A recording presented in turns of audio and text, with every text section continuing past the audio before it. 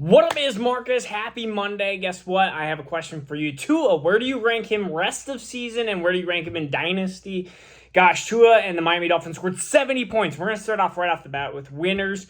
Tua Tagovailoa, we have Devin Achane, and then we have Raheem Mostert.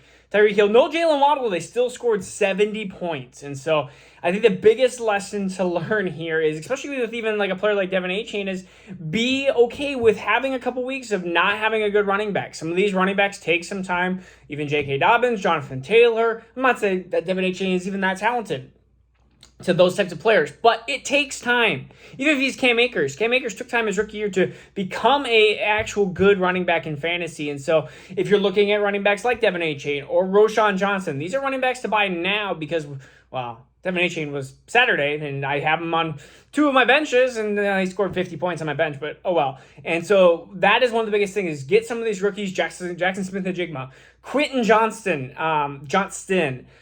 with the T there. Mike Williams is gone for the rest of the year for the ACL. So winners here, let's look at Justin Jefferson, Keenan Allen. These are players that are already winners. Tua's a big winner here. Really, there's not a ton of other big winners. The week kind of went as planned, and if you haven't followed, I'm doing shorts now.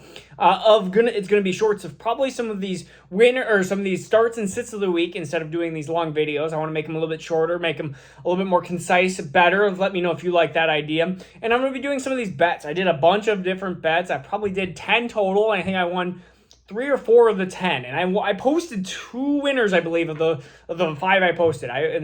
After the noon games, I posted a couple Sunday night, or I didn't post, but I bet a couple Sunday night winners. And so really the week kind of went as planned. And so I just want to talk a little bit more about the losers and the panic meters. I had the Trevor Lawrence, Dak, Fields. So it was Fields and Dak and Lawrence and Dak in 2 different leagues, Dynasty and Redraft. Of who to start, and I chose Justin Fields on the bench in both of those situations. And honestly, Justin Fields is a huge panic here. At this point, I am trying to start a Brock Purdy, a Jared Goff at home, anybody else versus Justin Fields. Justin Fields needs to prove to me that he's an NFL quarterback. At this point in time, it is extremely worrisome. Even though he had a horrible Chicago had a horrible time. I mean, it took until the 4th quarter and them being down 1,000,000-3 for him to have any fantasy production thrown towards DJ Moore. And right now, Chicago Bears, you have no startable players. Not DJ Moore, not anybody. There are no startable players on that roster. And that's just unfortunate at this point. Cole Kmet, maybe if you're in a deeper tight end spot, but even he had a bad game. So Justin Fields is a huge panic, and I am going to be trying to bench him. And if you don't have a quarterback like a Dak or a Trevor Lawrence, look for a Purdy.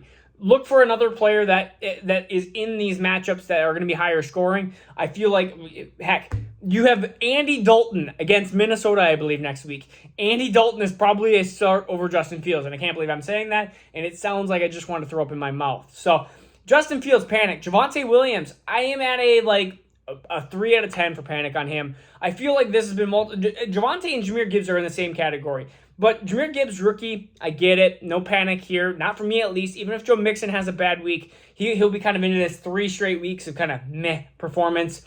I don't really have a panic for Jahmyr Gibbs. I think he's hyper talented. He's going to have one of these breakout games. It's going to happen here very shortly. Even without David Montgomery, he didn't do very well. It's okay. The next one is Javonte Williams. He's still recovering from that injury, I believe. I mean, he had a major injury last year. And he's basically a year removed from that. And so you have to give him some more time. And right now he's getting 14, 15 touches a game. He's just getting 0 touchdowns, which I think is a big concern. Not a big concern, just a big problem with Denver. And I wish they would use Javonte in the passing ability more. I mean, I wish they would. Samaje Perine is a capable passer as well. So those are some panics here. Drake London, Jerry Jeudy. Players that I've talked about, Jackson Smith-Njigba. 3 players that are hyper talented, very talented, big panic meters on these guys, or at least there are right now for others. And so Jackson Smith-Njigba, I felt like this was going to be what was going to happen with his broken bone in his wrist. We knew that this was going to be a slower start for him. My thing is I am going to be kind of not starting him until probably week 7, 8, 9 anyways. But he's going to be a player that stays on my bench because I think he's going to have that kind of breakout towards that second half of the year. Drake London is somebody that's going to just ride my bench. There's a panic on him. There's a 6 out of 10 on a panic meter on him. And Jeudy is another, like, what in the world is Denver doing? I'm going to put more of like a 4 out of 10 for Jeudy, just for the fact that I believe that they're going to be down in a lot of games. And if they're going to be down in a lot of games, that means Russell Wilson is going to be throwing a lot. Mark Andrews, there's a little bit of panic around him as well, just because Lamar Jackson's the only player that he seems that he just wants to, like, throw it to himself, rush it to himself. He wants to do everything himself. And so you have a lot of Zay Flowers targets. There was no Odell Beckham, and he still didn't get the targets that we want. I think Mark Andrews is going to have some of these games. He's just not the level of Travis Kelce per year. And then the only other panic I want to talk about is Kyle Pitts, because Kyle Pitts, you are frustrating me. In Dynasty Fantasy Football, this is one of the biggest questions that I have gotten, is what do we do with Kyle Pitts? And honestly, at this point, unless you can still get that top 2 startup round, which I think people are starting to jump off the boat. I think that he is a keep at this point, and you just ride it down. You ride it down, and it's like Evan Ingram and OJ Howard and anybody else. You just ride the ship and you're the captain of the ship. You let it sink. Unless you can get out of him for a different positional player that is in that top 2 rounds. I just don't think that a lot of teams are willing to do that. I've had a lot of questions regarding that, and so that is my ups and downs of the week here. We're going to go through some waiver wires Tuesday, some betting again, probably Wednesday into Thursday. Oh, some starts and sits, and then we got some betting towards the end of the week. All right, this is Marcus Dynasty. Peace out. We'll see you very shortly.